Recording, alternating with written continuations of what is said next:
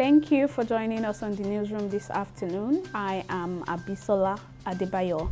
A community leader in Benigwari local government area of Kaduna State, Zabur Abdurrauf, has revealed how Ansaru terrorists have taken over some communities and are protecting the residents from attacks by armed bandits. He made the assertions while speaking on the security situation in the northwestern state in a television interview on Monday. According to Abdurrauf, the terrorists ride on motorcycles in military uniforms across the communities, and some of the locals feel secure having them around to help fight against those he called bandits in the UAC forest.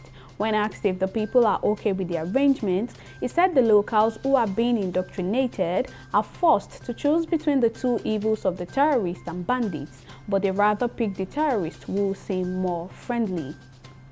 Meanwhile, Governor Ebonyi of Ebonyi State says he believes insecurity in the southeast is politically motivated and also ruled out foreigners as the masterminds.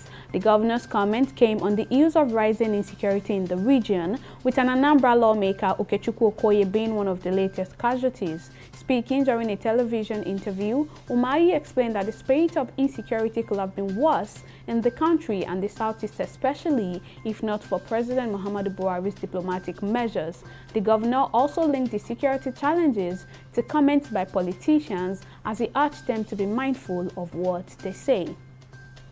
Vice President Yemi Osinbajo has paid a visit to Kaduna State in continuation of his presidential campaign ahead of the All Progressives Congress primary.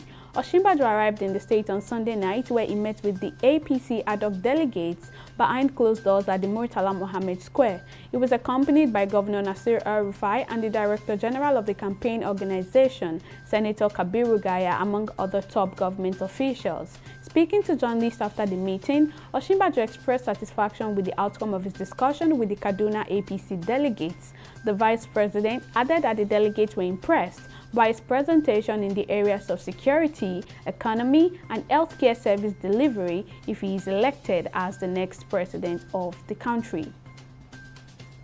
The World Health Organization (WHO) has warned countries across the world not to relent on their oars, saying the COVID-19 pandemic is far from over. The Director General of the organization, Tedros Ghebreyesus, made the remarks on Sunday in Geneva at the opening of the World Health Assembly. The top UN official says the reports of the decline in cases and deaths does not indicate the end of the pandemic. He further advised health ministers not to relax and continue to be at alert.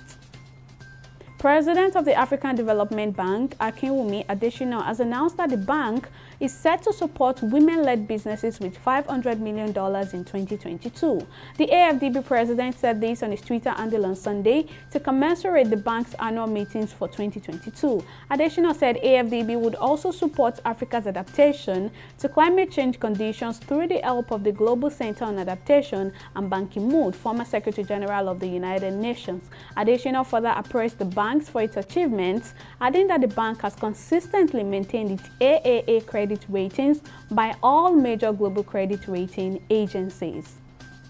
And on the foreign scene, hundreds of residents have been evacuated in South Africa's KwaZulu-Natal province amid a high alert over renewed flooding. Heavy rains have been pounding over the weekend, and the local administration is on high alert to prevent any loss of life. Local Mayor Solisi Kaunda says no comprehensive report has been shared on the impact of the latest heavy rains, but residents have reported domestic destructions of infrastructures. Meanwhile, a level 10 warning, the highest and most severe level issued by the Weather Service, remains in place. Bayelsa Queens were on Sunday crowned the 2021-2022 Nigeria Women Football League champions after a 2-1 victory against Nasarawa Amazons in the Super 6 playoff. Monday Gift netted a brace in the game with the first strike coming in the 25th second, making it the fastest goal in the tournament. Although Basira Tamao leveled for Amazons in the 16th minute, Monday doubled the score 9 minutes later to give the 4-time champions the coveted trophy. They won all 5 matches in the playoff held at the Samuel Ogbemudia Stadium in Benin City, Edo State, to emerge as the champions of the season. Well, that's all on the newsroom at this time. Thank you for watching.